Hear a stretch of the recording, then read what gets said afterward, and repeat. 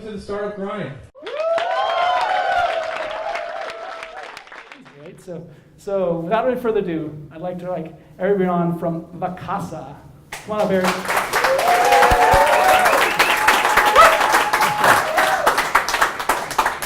Hold that down, turn off. This live here? Or? Yeah, just, I don't know who Russell Wilson is. exactly, never heard of him. I don't know the genre. I don't know anything about football. I don't. Fine. That's fine. It's called having a startup and 3 kids. Yes, yeah. No free time, zero free time. Well, so again, for those of you who have not been to a Startup Grind event, it really is just a conversation between Eric and I, and all around startups and what he's done and what he hasn't done, and mistakes made and the successes he's had. Feel free to hold your questions till the end, unless you have a burning question. Feel free to interrupt. You're not going to bother either one of us. So feel free to, if it's just something you got to ask, blurt it out. Happy to hear it. So we'll get questions towards the end, and feel free to get wine, beer, whatever you want to do. You're not going to interrupt us to get up and get any food or so. Enjoy yourselves, and again, thanks for being here. Yeah, thanks for having me. Thanks for taking the long trip from Portland. Yeah, 2.5 hours, so not too bad. Door to door. Yeah, it's good. Well, so let's start with give us the elevator pitch of course of what Vacasa is, so when people understand that, and that's always the first thing. But tell us that, and tell us how you started, and obviously you probably had some issue yourself personally, and now you're solving it. So give us some details.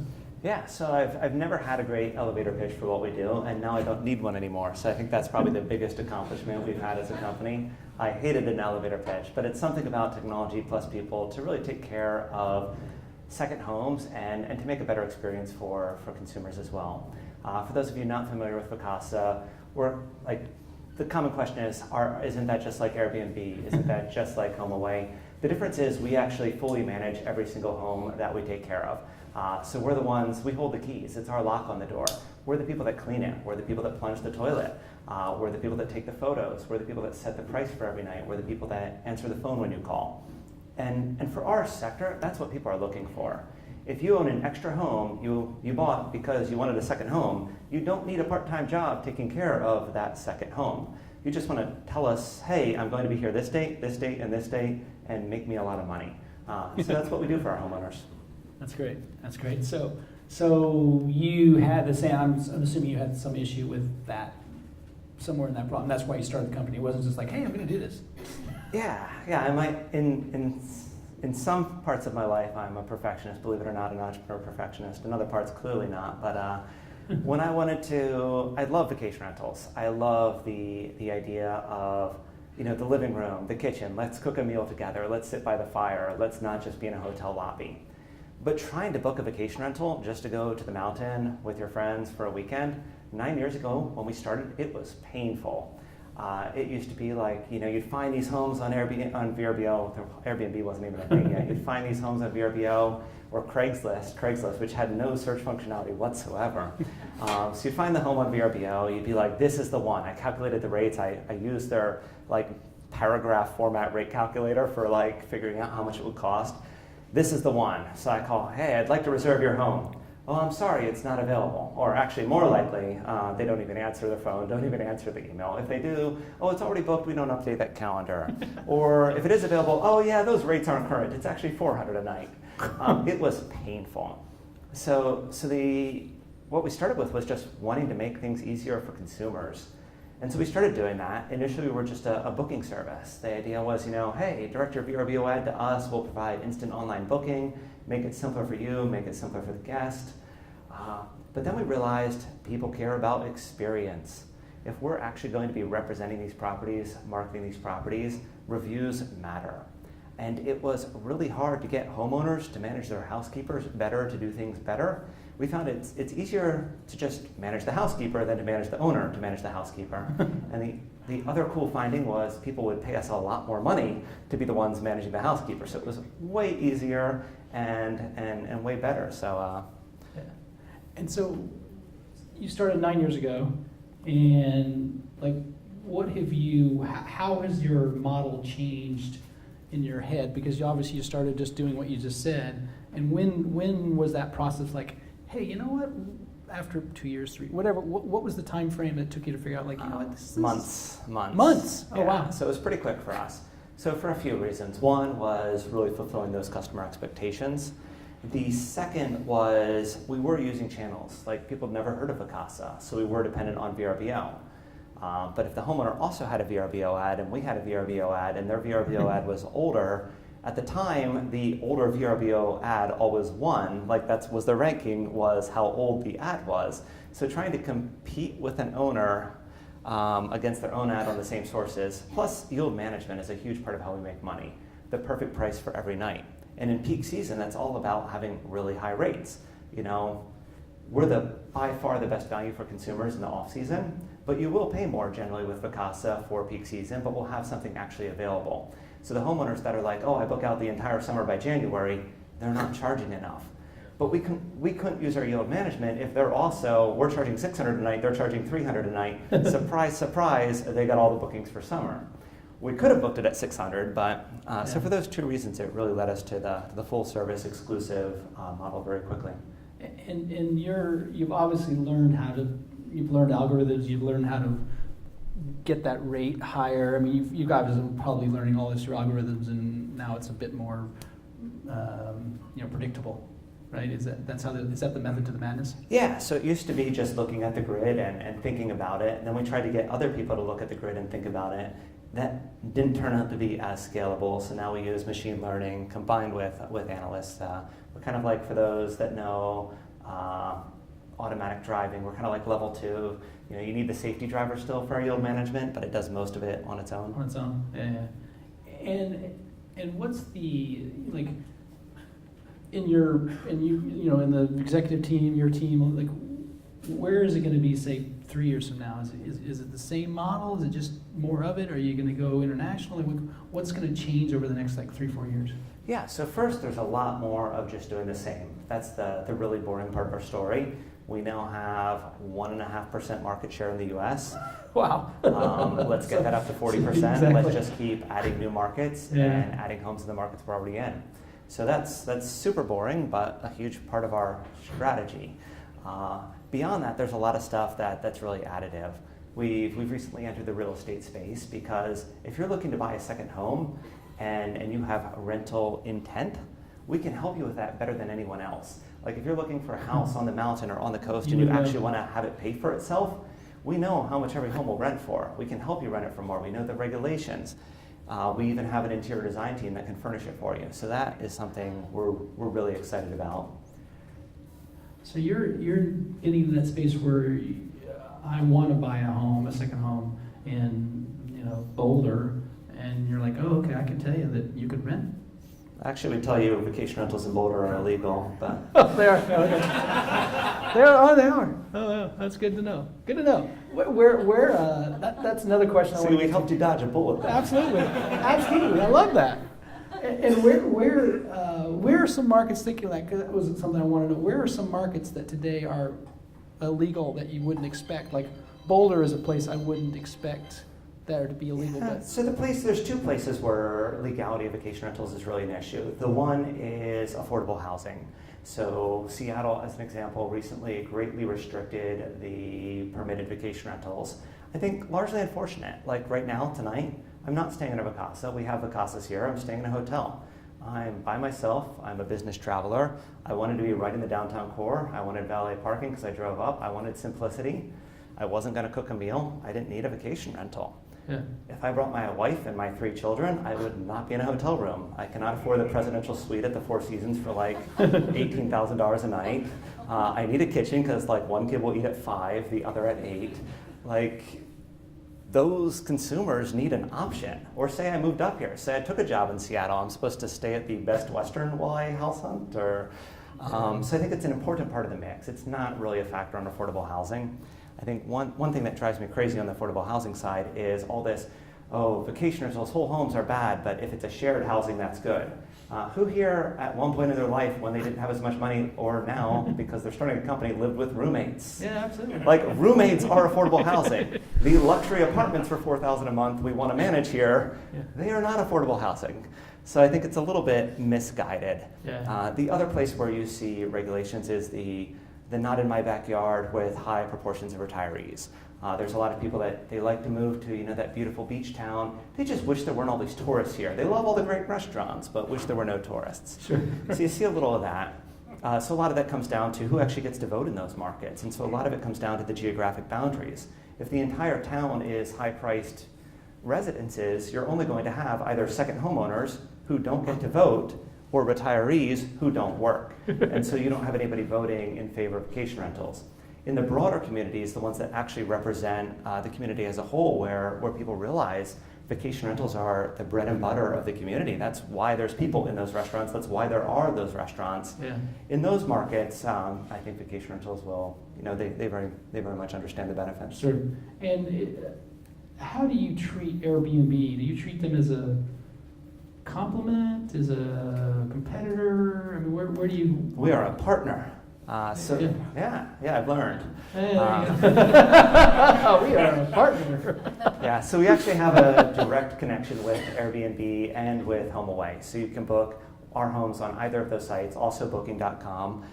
Instantly Book, you actually book in our system of record despite being on their platforms. Okay. Our view is we're more about owning the inventory. We're about providing an incredible service for homeowners, so we control 365 days of the year. And as a guest, if you want to come through Airbnb, if you want to come through HomeAway, that's up to you. It's fine. Yeah, it doesn't matter. And what's like most companies have 2, 3, 4 metrics that they really track that really matter. Is one of the metrics managed homes? I'm assuming. Yeah. So we look at home count a lot. It's the leading indicator for growth.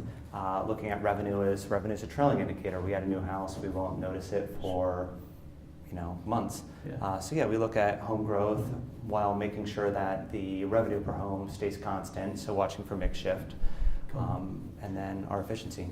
And what is that like? How many new homes will you add like in the next 2 years? Thousands? Just tens of thousands. Tens of thousands. Yeah, so right now we're adding organically about 400 homes a month. Which means every quarter we create something that's like the 6th biggest company of our nature. That's pretty cool. Every quarter. Yeah. And so with that growth becomes lots of employees and obviously need of cash. How is you just last month or maybe the month before you just raised another $60 million. Has that been super hard? Surprisingly easy? What's that been like?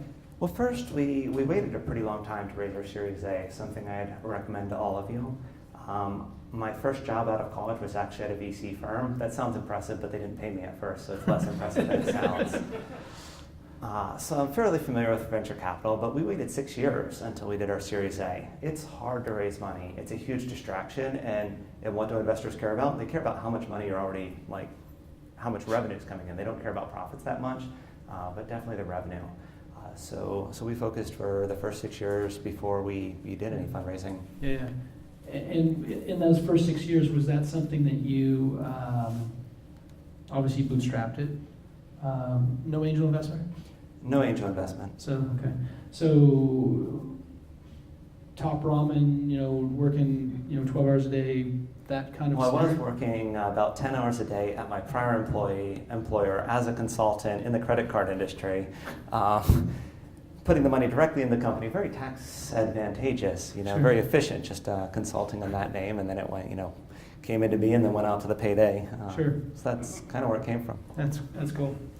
And your... Although once I actually started being around during the day with those employees I was paying, that actually was an important step in the evolution of our company. Yeah, to actually keep that money, or at least some of it. Where is the in the industry? Because I don't know the industry like it. Where is the additional opportunities in that space, or are there? I mean, where do you think some interesting companies that you've seen, or where are some opportunities within that space today that that you've seen or find interesting? Well, definitely like a hotel-style housekeeping offering for urban markets. That's definitely something that's needed. It's a huge market. So there's I don't think about that much. Sure. We're low single-digit percentages, and so there's some stuff we're doing, but yeah, there's a lot to be done. Yeah. Yeah. Where do you find who are some inspiring companies for you? Like, are the companies that you like? Oh, I like that for X, Y, Z, or like, are there some things that you kind of attach yourself to, or in the way of inspiration or admiration for a company? Well, I think that's I have a tricky answer for that, which is Amazon, but they don't do it all right. I think there's a lot they do right. I'd love to figure out how to capture what Amazon does well without capturing what Amazon doesn't do well. So Yeah. we're in Portland, so we're very soft. You know, we come in at 9 a.m., we leave at 4 p.m. Most of the time is at either the kombucha bar or the microbrew bar. At least an hour and a half for lunch, because service is pretty poor in Portland. Yes, I mean, that's what all Portlanders live like, right? This is how it works. Did you grow up in Portland? I grew up in Pennsylvania. Oh, are you a Steelers fan? I know they're from Pittsburgh. I think. Yes, you are correct. They are a Pittsburgh fan. Where is the for you personally? What were things that you were surprised over the last 6-8 years that you were good at? Like, what things surprised you? Like, I was surprisingly good at X. That's not where I saw that going. I thought you were going to say surprised at, not surprisingly good at. Yes. Which is a much trickier question. I'd say one of the biggest advantages we've had is we're in a messy business. We plunge toilets. We prevent parties. We are on call evenings and weekends. And that scares away most smart people, which lets us be the smartest people in our industry, which is kind of cool. Yeah. And what about your, what were the things that surprised the last 6-8 years that you are not good at? Well, just on the topic of surprises, I think one lesson I learned was about, one thing I didn't see coming was stepped costs. So you hear about like efficiencies of scale, economies of scale, like once it's bigger, it'll be more efficient. Then you realize that stuff you used to do in like an hour on Friday morning, like, no, now you have a payroll manager and 2 assistant payroll people. HR becomes a team. Legal becomes a team. All these things that just used to be something you randomly did in a few minutes now become a team. You have middle management. You have the upper middle management. You have the lower middle management. It's not all efficiencies of scale. We're beyond that now, but I think in terms of our efficiency, that was something I did not see coming, but it came. Yeah. And how did you... What were the things that got you through that? Like, did you have some... We raised $35 million. It's just money, right? It's just money. I mean, money can solve a lot of issues, but... It helps. Yeah, definitely. But not too soon. Do you... Much better to focus in on the now we need middle management problem than on the we don't know what we're doing or what people are going to pay for problem. Yeah, exactly. You'd like to know that piece. Where is your... Eric's learning, like what did you learn about Eric? Not about the company, forget the company. What did Eric learn about Eric the last 5 years? Eric doesn't know. Still don't know. Well, I think I've changed a lot. I think I have changed more than I thought I could. I never assumed I'd be running a company with 2,500 employees, but it's going okay, so. Yeah, that's obviously a surprise. Before I started this company, I always wanted a director title. I was never given a director title, which is why I quit and started my own company. Exactly. I've still never had a director title. Still never had a director title? But I am on the board of directors. So that's something. Kinda. It's something. That's not bad. It's a trade-off. Where is the like in your planning and strategy and what you're doing on a quarterly whatever basis, where is the things that you are focusing on as a team? Like, what do you focus on as the leader of the pack? Like, what are the things that you find challenging? You find maybe it's just for your team, maybe it's for the industry, but what are the things that you spend more time on than? I think I'm less about strategy and more about tactics. I think like it's the ground game that wins. It's all the little things. It's the sum of so many little things that makes a great company. Like our big strategy, we're going to expand to more markets, and we're going to have greater density in our markets. I guess that's our strategy. It doesn't sound very strategic. But there's so many little decisions that we make so right that just make it a little bit better, a little bit better, a little bit better. And it's really the sum of those that I think is the core of what makes us us.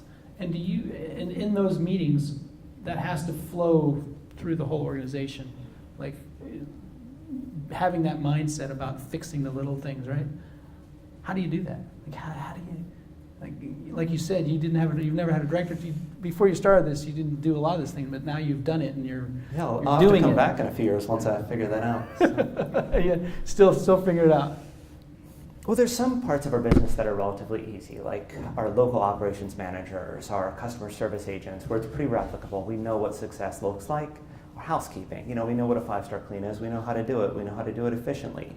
But then when you start getting into the roles where there's 1 or 2 or 3 of, those are a lot trickier for me personally. Where, how do you manage that? Yeah, exactly.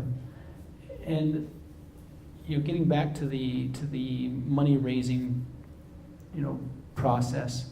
How long did it take you to raise your Series A? When you started, from the day you said, "Hey, okay, we're going to go raise money." Well, we kind of had a soft start. So we received a lot of inbound interest. So we were the we made 9th on the Inc. list. And so once we were 9th fastest growing in the country, then suddenly a lot of people started calling. Suddenly they were interested in our employee-centric business. So we received a lot of inbound, and one of them gave us a very, very nice term sheet. We went all the way to the altar with them, and they left us there. So that was our step 1 on fundraising. Of course, we'd already started spending the money they were about to give us any day now, so that was unfortunate. And then I think it took us about 2 or 3 months with the fund that actually did our initial Series A after that. After you kind of fell through with the first group. Yeah. And since then, how much time have you spent in different tranches of money you brought in? Is it now kind of more opportunistic, where you're like? So our last round was incredibly opportunistic. Our investors wanted to put more money in. Having more money made sense. We just agreed, let's increase the valuation proportional to our growth. So it was very simple. Still took longer than it should have. I think in general, one piece of advice I'd give is, how can you bring urgency? I think once you sign that term sheet, that binding term sheet, it's in your investor's interest to draw it out. Like, how slow can they play this? Because the longer they wait, the higher their IRR is. So I think that's something to be wary of and figure out. Like, I think on our next term sheet it'll say, and then the price, you have 30 days and the price will increase proportionate to our growth, or something like that. Just, you got to give the urgency, and the urgency disappears once you're down to 1 term sheet. Yeah. Hey, Mike, may I ask? Sure. I'm curious, what happened with this lead investor who gave you a term sheet and then left you at the altar? Like, what happened there? Yeah, so the question, if you couldn't hear it, was the lead investor who gave us a term sheet and then left. I think they basically just, they liked a lot about our company. They liked our rapid growth. They didn't really understand our business. And so they were overpaying. It was a very nice term sheet. We've now surpassed that initial term sheet, but it was a bit sweeter than our initial Series A was. And so they realized they overpaid, and then it got shot down by the deal committee. It was a larger fund. That's also something I've grown to appreciate, is the smaller funds. Like, are the decision makers actually in the room? We had a term sheet from somebody who was not a decision maker.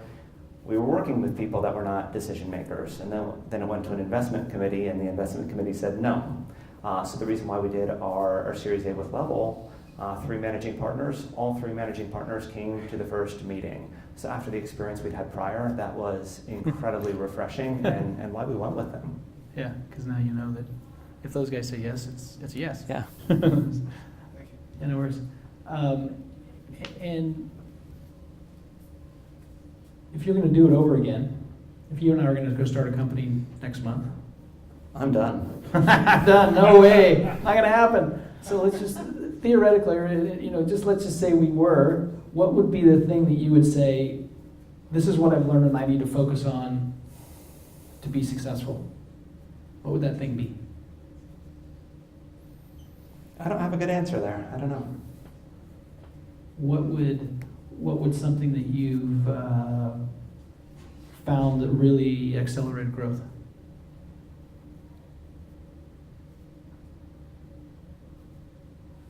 not have a good answers for that one either. So I think for us, we were bootstrapped, so we needed to find growth. I think we're also, so on the way up, so I drove up today and I almost got hit. I was in Olympia, I was in the far left lane, and somebody swore, they went from all the way to the right, all the way to my lane, and totally forced me off the road. So of course I out-accelerated and got in front of them. So I think that might just speak to my tendency of growth. I was not going to just hit the brake as I got into the shoulder.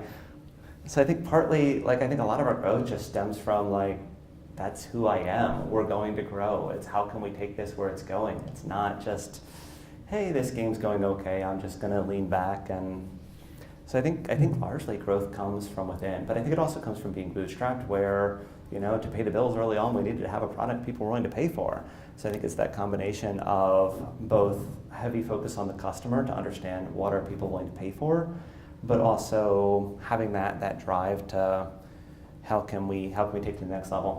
But other tips, we picked a ridiculously broken, hugely fragmented $125 billion industry. That helps. Yeah, lots of opportunity there for many people. Right? And I think one takeaway is what are the broken industries that are huge where you can do a better job? Like hair salons for men. If I go back and ask for the same person, that is a very high recommendation of that stylist. If I go back and I don't ask for that same person, that means something very different.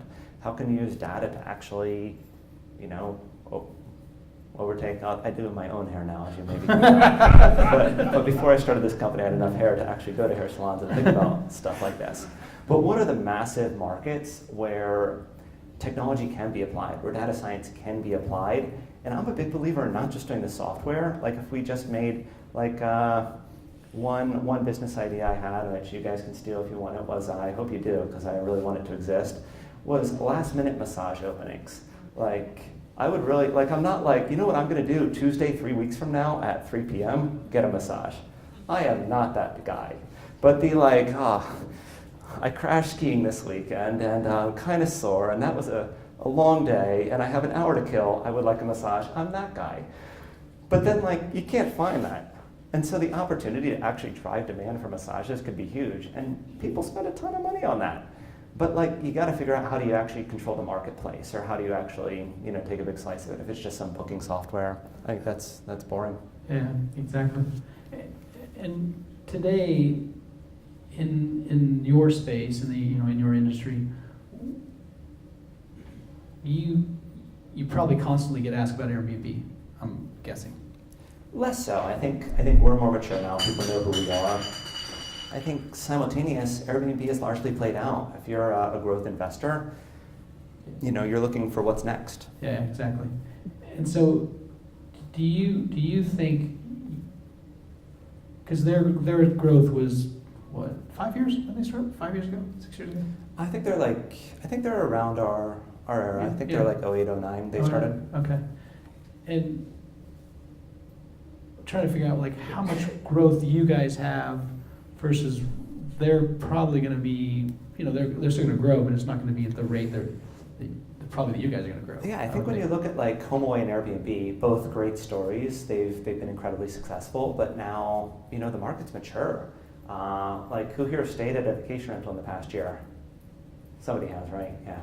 How many of you booked on HomeAway or Airbnb? So there's two of you booking elsewhere, but there's not that much growth out there. I believe they now have 60-70% market share where people are already booking through them. So trying to drive high double-digit growth in a market where you already have 60% market share between you and two other primary players is a tough game. Yeah, it's very hard. For us, we're only 1.5-2% of our markets, and that's domestic. We're basis points internationally, and so we have a pretty long road ahead of us for better and worse. Yeah, exactly. Now, where do you think looking at your company, you have 2,500 employees, in your team, what are the stronger suits of your team? What has made your team able to even grow at 2,500? Because I'm going to guess you have a pretty good culture. I mean, just from talking to you, I can tell that you have a fairly level head on your shoulders. You're not going to. Nobody's ever said that about me before. So thank you. Yeah, you seem to be fairly level-headed, I would consider. So what are some things that allowed you to keep that culture, keep the team growing, keep your team motivated? Like, I mean, there's some tricks there. I don't know what they are for you, but what have you? Yes, I think one of the most interesting parts about what we've accomplished is we have a tricky culture from the basis. We employ software engineers and we employ housekeepers. Like, that is a pretty diverse base. It's one thing to just have software engineers and foosball and beer and and be that type of company. It's yet another to employ hundreds or thousands of people in the field taking care of homes. And so I think we are one Vacasa, we are one team, and I think we have a culture that bridges all those different types of roles, and I think that's incredibly powerful, and we've traditionally done a conference every year, and every year I cry at just everyone being brought together. So I think that's part of it, is that we have managed to successfully bring all those different teams together, and I think a lot of that stems from myself, the other and the early employees. We did it all. I cleaned a lot of houses. I'm very bad at my hospital corners on bed making, but I'm pretty good with a broom. And so I think that parity, I think, is an incredibly important part of our culture. I think we figured out scalable, so the bulk of our employees are in very scalable roles. Like one more housekeeper, one more local manager, one more customer service agent. We have great metrics for managing them. We have great training to see that they succeed. We have developed great training. Like, it's so weird to me now. I try and, whenever our employees come, we bring our new employees to Portland for training, and I try to have dinner with them whenever I'm in town. And they're like, oh, the training is so incredible. This is the best training I've ever had. And it's like, this is new to me. This is not what people were saying 5 years ago. We initially started as a sink or swim type culture. Fortunately, we hired great people, and we were able to attract great people, so most swam. But now we have great training for a lot of our roles that have the high numbers. I think for us, looking forward, and currently I think the trickier part, as I mentioned earlier, is just all those roles where there's one of you, or there's two of you, or there's three of you. How do we manage that? Yeah, exactly. And your, some of your history, like you said, you worked with Matt at the small VC firm. What did you learn there? Like, what did you learn there? Like, don't raise money. don't raise money from a VC. Wait. I mean, it's don't try too soon. So this is my third startup. So my first startup was straight out of college. I had a really good business plan, actually. It was called Go-Centric. The idea was to do local news headlines customized to actually where you were. So if you're on the north side of Seattle, you see the news that's associated with the north side. You see the school district you're actually in. You see the stuff that's relevant to you. And this was like 2000. So we were going to do we were going to link from like portals. Portals were a thing back then. Sure. And we were going to do an about.com style header with a little ad there. And we had this great system, by we I mean me, because I didn't have employees, because I didn't have money, I didn't know how to motivate people. We also had this great system for bidding on these local ads, where if you were a pizza place, you could bid on people that would drive by between their work location and their home location for ads between like 5 and 6 p.m. And it was a much better business plan than we have today. But step one of that business plan was raise $10 million. Without any product. We did not raise $10 million. Yeah. I got a meeting with about.com where they wanted to feature us till they realized I hadn't built a thing and it was only me. But exactly. It was promising until then. What was the second startup? So the second startup was Oregon Green Solutions. We were going big with our name. We wanted somebody that would service everything for everything. So, but that was bringing basically credit card math to duct and air sealing. So I used to live in a H-shaped ranch house in the suburbs of Portland near my old office. I was working for a subprime credit card company. I used to work at Capital One and then a different subprime credit card company. Really intellectually interesting, but not maybe the legacy I wanted to leave. So I was living in this H-shaped ranch house. And if you think about physics, an H-shaped ranch house is the least efficient possible design for a house when it comes to surface area. So it's kind of a junky little house, but I was paying like $600 a month on the gas bill. So I got an energy audit. They're like, well, you need duct and air sealing. Like, that's the #1 priority. And so I'm like, oh, duct and air sealing. Oh. So I got my 3 quotes. I'm like, well, how much does it cost? $3,500. How long does it take? 1 day. How many people? 1 person. Whoa. Lots of supplies. Oh, there's this thing called mastic. It's like $12. So I'm doing the math, and then I'm realizing, like, why is it so expensive? And then I realized, oh, because the 3 guys in like 2 Cadillacs and an F-150 that showed up to give me my bids, of which I took 0 of the 3. So I realized that they're doing 6 of those bids to get 6 jobs for the guy in the Cadillac for a 1 day's work for the guy in the pickup truck. Sure. And it's like, well, if we didn't bid this, we could do it so much cheaper. So we just didn't bid it. We used public record data as to housing types to only target homes where we knew we could do duct and air sealing very effectively, very efficiently. So if you were over a crawl space home built in 60s, 70s, 80s, that was our sweet spot. You build in 1900, we're not going to touch that. Yeah. Build in 2000, we're not going to make improvements there. So we just focused on that sweet spot. We used direct mail to target them. And we just did it for what the available incentives were. So there were about $900 per home in incentives if you had a high enough level of improvement. Oh. And so we just targeted those houses where we knew we could get that $900 incentive very easily. We just had them sign over the incentive after they received it, so 0 out of pocket. So we went from, hey, it's $3,500 out of pocket, and then you'll get a rebate of $200 to $900 2 to 4 months later, to, hey, it doesn't cost you anything, they'll send you a check, send it to us. Just sign it and send it over. So we scaled that very quickly. Within 2 months, we had 8 vans running 3 days a week with 2-person crews, Sure. so a 3-person crew, so doing 2 jobs a day. So we did more than a 10x increase in the level of duct and air sealing in Oregon within a matter of months. The downside was the nonprofit that was nonprofits. They're good, right? That was charged with administering this program had a fixed contract for managing this whole program. So they made like $1 million for managing everything, yet they had lots of numbers-based things they had to do. Like they had to audit 10% of the jobs. They had to do all the paperwork. They had to do all this stuff. Could manage it. So they were losing their shirts. So they were focused solely on destroying us. It was kind of horrible. I had all the joy of running my own business, like making payroll, all that other stuff, combined with like the world's worst boss, i.e. this nonprofit running the program that was determined to destroy us. So we had to like hire so they started failing us, so they changed their policy. Oh, you're only allowed to fail 2 audits per year, and we audit 10%. So when you do 16 jobs a day, that's a pretty high barrier to meet. When everyone else in the industry does like 2 jobs a month, doesn't matter much. But then they were failing us for stuff like they shouldn't have even been failed us for. Like they were doing the test wrong and failing us for us. So then we had to pay quality control specialists to accompany them on their audits of our work so we could audit their auditing of our work. And then they actually changed it so they'd still pay up to $900 per home, but only up to 50% of the cost. So still $900, but only if we charged $1,800, solely to destroy our business model, which made me very sad because we were doing good things to help people. I was, repenting for my days in the credit card industry, and so I ended up selling that. So at that point, we started moving to other markets where that nonprofit wasn't overseeing it.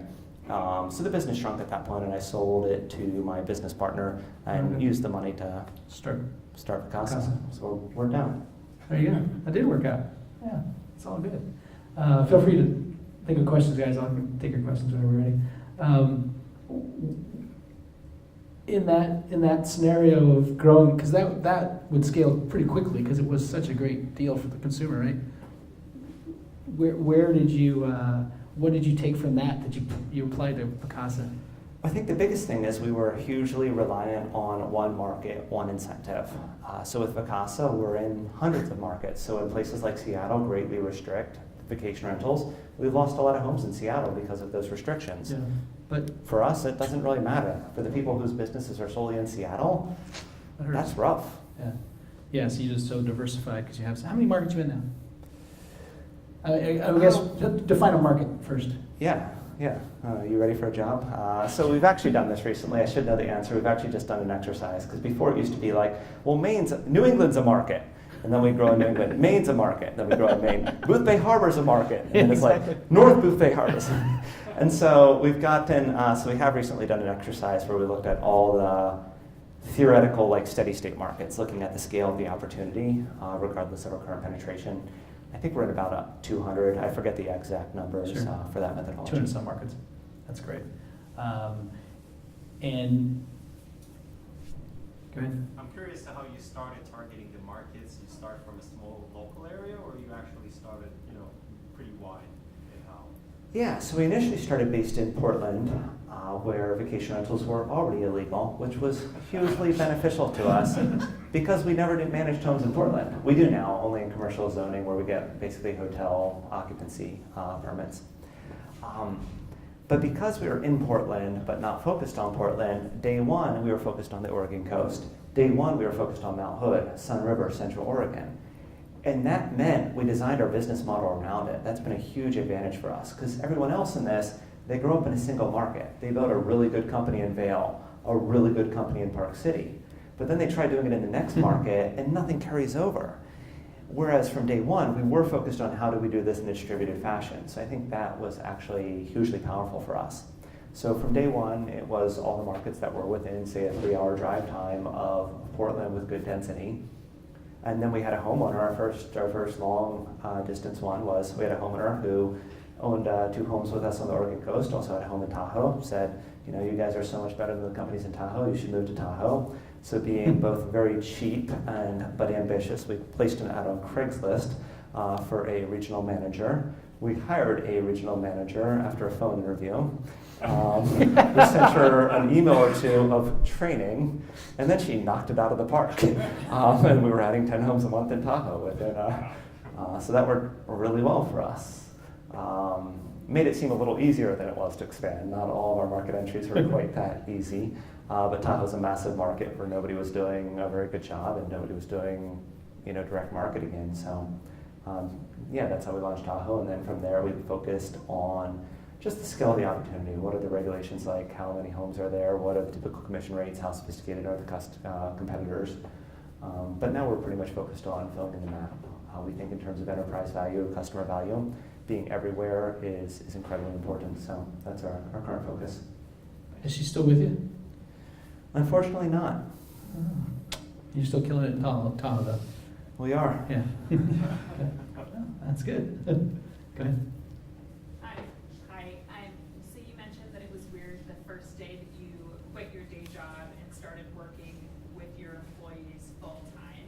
What has that experience been like for you now, having 2,500 employees? How do you scale yourself? How do you motivate people? Sounds like my performance review here. So initially, I was very much an independent contributor still. So I programmed the first version of our system. I did all our statements. I did business development. So for the first 2 years, I was very much an independent contributor and let people kind of self-manage themselves. So actually becoming more of a leader has been a growth opportunity for me. Good learn. So first of all, good news. I have heard of a startup that is doing on-demand massaging, starting in West Seattle. So it may get towards this. I hope so. Would you please tell me what are your processes for account acquisition, for a new client acquisition, or is it a single process? And then how do you get them into onboarding and then into account management? Are you a competitor?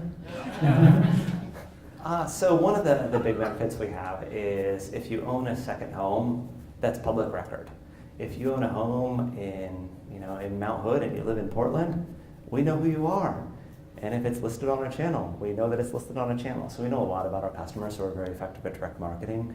And then once we have scale, we benefit from referrals. You might own a home. I don't know my Seattle markets well, but if you're Portland, if you own a home on the Oregon coast, maybe one of your coworkers owns a home on Mount Hood, that reference matters to us. Never before has that relationship mattered, but because the more markets we're in, the more those matter. So referrals and direct marketing have been our core. We're moving more and more towards online advertising. We haven't done much in brand advertising. We don't really have the scale yet, but. Then you onboard them. I mean, how do you bring your People. clients on? People. Yeah. Okay. Go ahead. Yeah, first of all, I want to say I'm very impressed that you bootstrapped a marketplace. The conventional wisdom I've heard is that it's very, very hard to bootstrap a marketplace, 2 sites.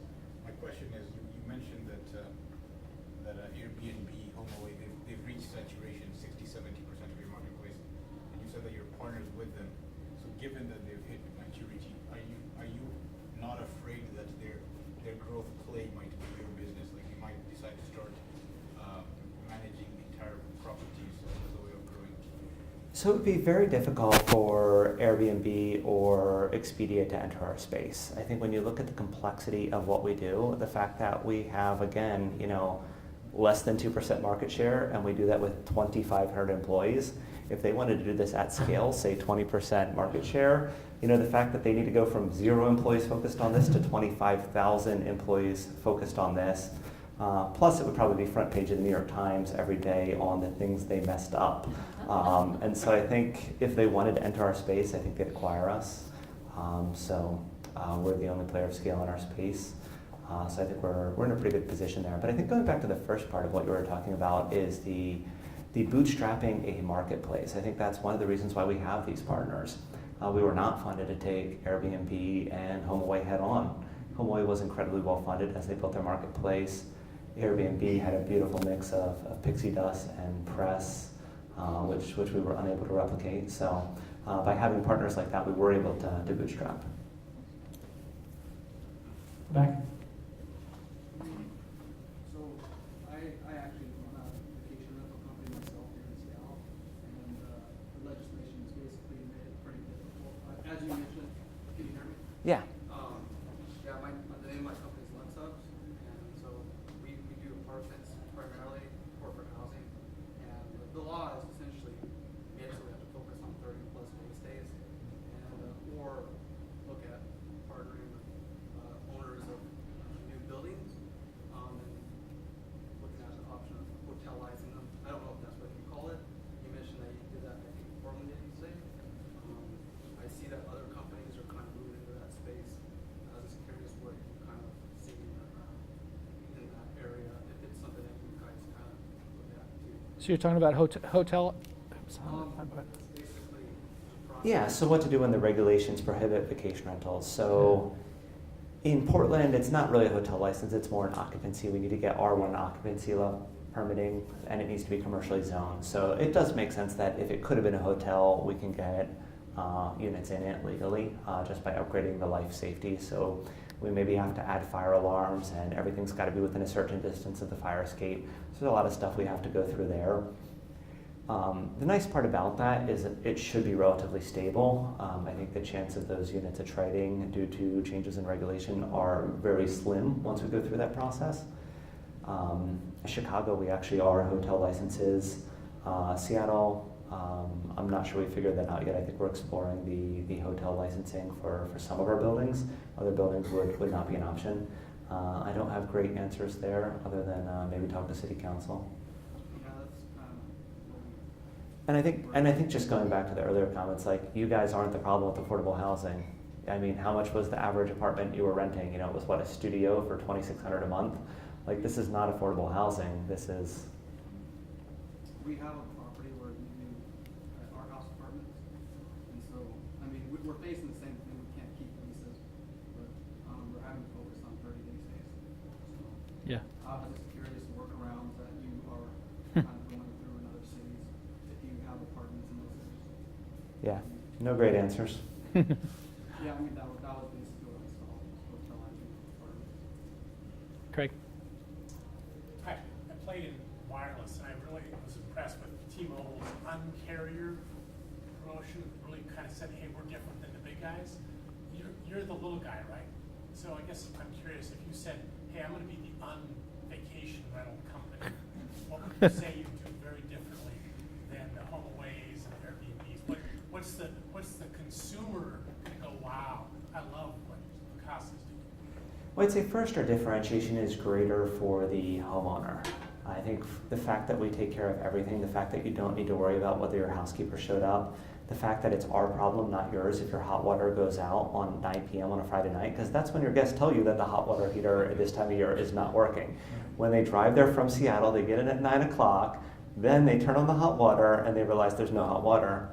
We actually can get a plumber to show up at 9 p.m. on that Friday night to the benefit of the guests and the owners. If you're an independent owner, try finding, like in the San Juan Islands, a plumber to show up at 9:30 p.m. on a Friday night.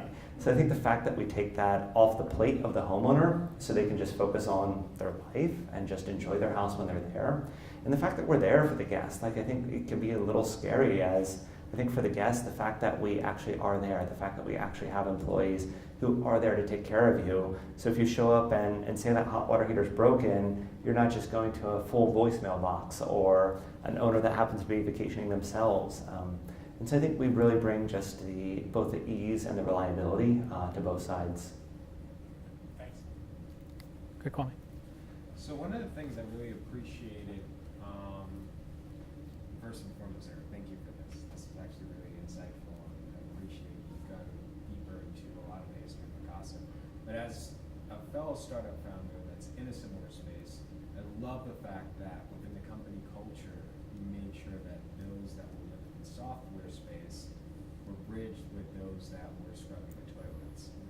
I'd like to dive a little bit deeper, and I guess my question for you is, what were some of the pain points that you faced in bridging that culture?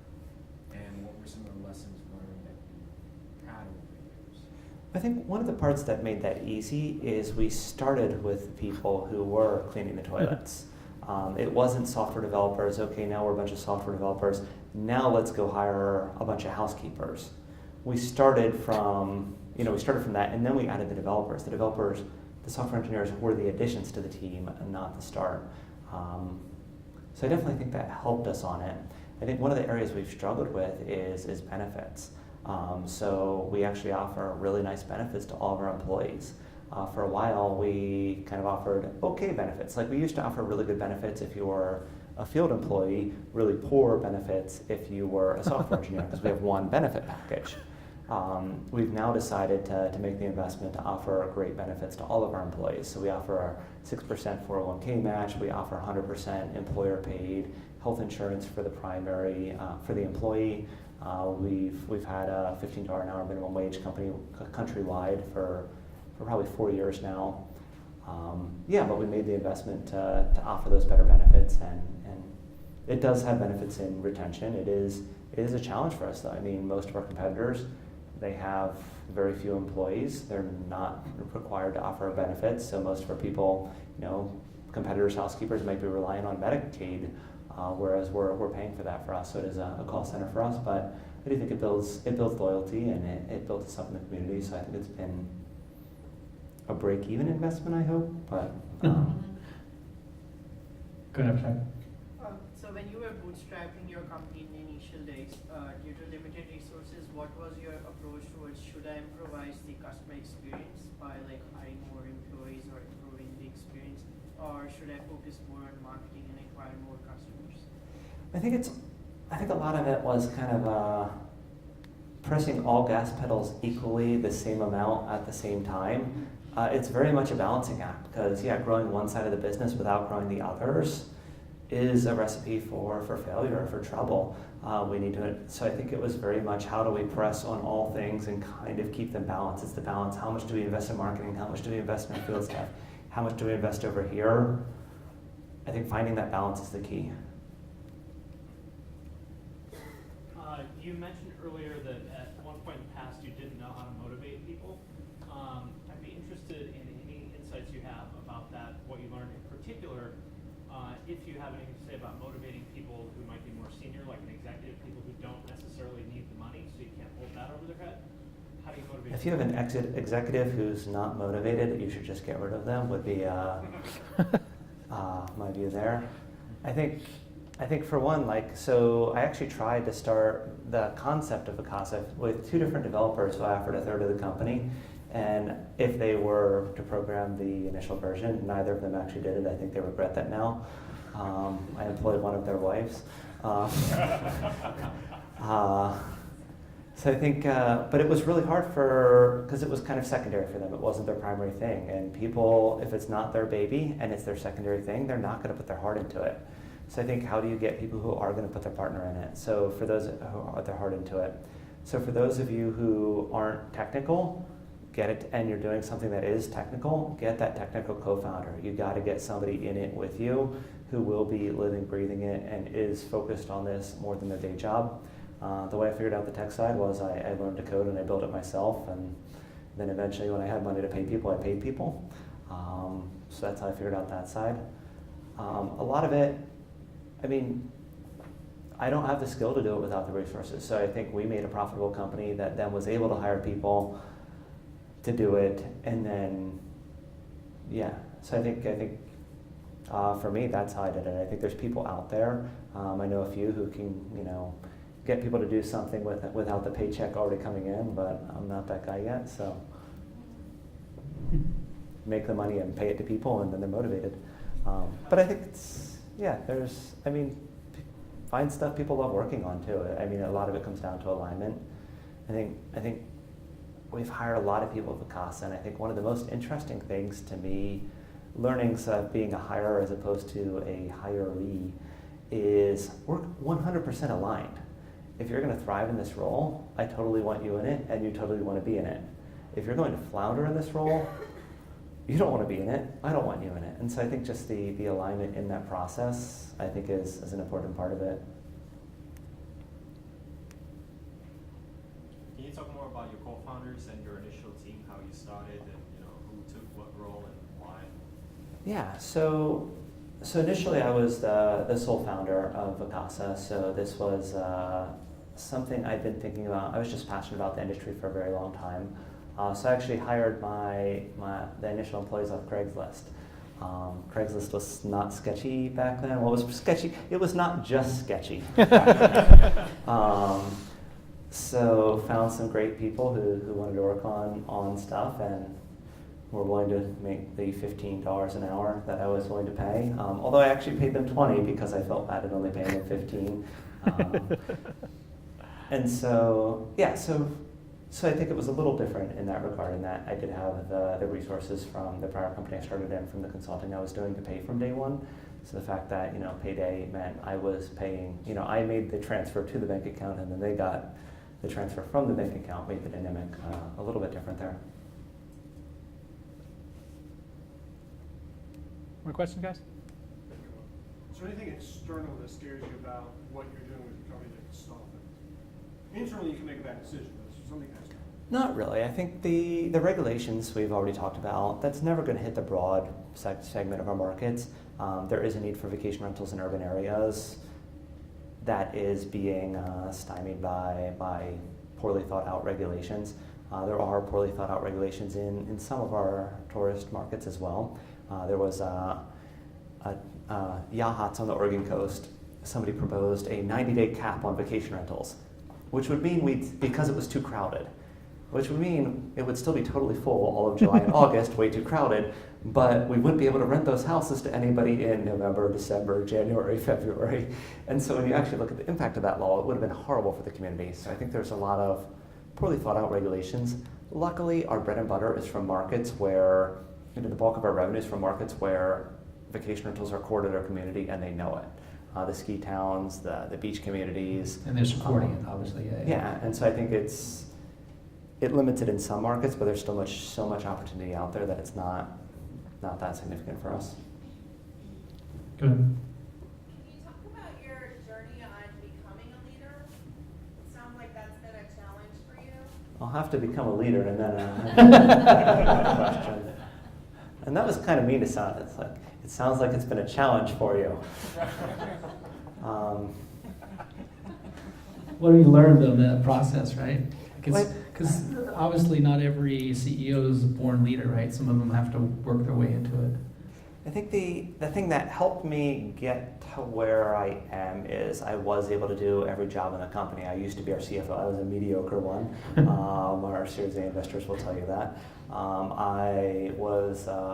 I learned to program, or I'm not allowed to anymore. I can do a mediocre job of every role in the company, and so I know what mediocrity is, and so I look for better, and so that has helped. Do you have some mentors you talk to? Not so much. I think more I draw that from the people I work with. I think more so than external mentors. Yeah. What about books? Are you a reader? I used to be. When did you not be anymore? I read emails now. Yeah, no more books. A little bit, not as many as I'd like. Back then. I saw San Diego rescind their regulations recently, and I was just curious if I can kind of follow that. Is there any other cities? Did you say Santiago or where? Yeah. Oh, San Oh, Diego. San Diego. I think we won in San Diego, didn't we, in the end? I did follow that, so I was. I think we won in the ballot initiative. I don't follow that too much. I mean, for us, diversification is key. There will be cities every day making bad decisions, but so much goes wrong in our business. We have a hot water heater exploding right now. Somewhere. Something is going wrong, and that's actually one important lesson in scaling that I think we have learned is you don't need to know everything. You don't want to know everything, and you shouldn't share things even that you want to share. Like, people love sharing their really bad day, their really bad thing that happened. They love telling everyone about it. That is not what you need as you scale. I think not knowing stuff has been key. I think one thing and it's been difficult to get people aligned with, let's communicate less. Do people actually need to know this thing? Will their day be better for knowing it? Do they need to know it for some reason? If the answer to those questions is no and no, don't tell them that. And so, yeah, stuff's going wrong on the regulatory side that I do not know about it, and I am glad to not know about it. And So as you're looking to scale and grow, do you foresee the need to hire lobbyists? What's the question? do we foresee the need to hire lobbyists? So it's such a fragmented space that I don't see a need. I do think that there might be merit to it, especially when you look at state level preemption. Uber's done a little bit of this, because if you ask people, like, should you be able to rent a house on the coast? Who agrees you should be able to rent a house on the beach? Yeah, I think all. Okay, who believes you should be able to rent a house at the ski mountain? Who believes your neighbor should be allowed to rent their house? It's decent. But the broader the area, the more people are in favor of this. So if you actually take it to the state level, should the ability to rent your house be a right? I think it gets to the broader demographic, as opposed to just the people that happen to live in that vacation community. So I do think focusing on that state level preemption of local regulations against vacation rentals makes a lot of sense. That said, there's so much opportunity out there for us in markets where it's not restricted. That's not a priority, but I do think as we start to fill them out more broadly, that might become more of a priority for us. That's great. I think thank you for being here. It's awesome. Thanks for having me. Yeah, no, thanks for coming up from Portland and experiencing Seattle another couple nights. Thank you all for being here. We'll be very, very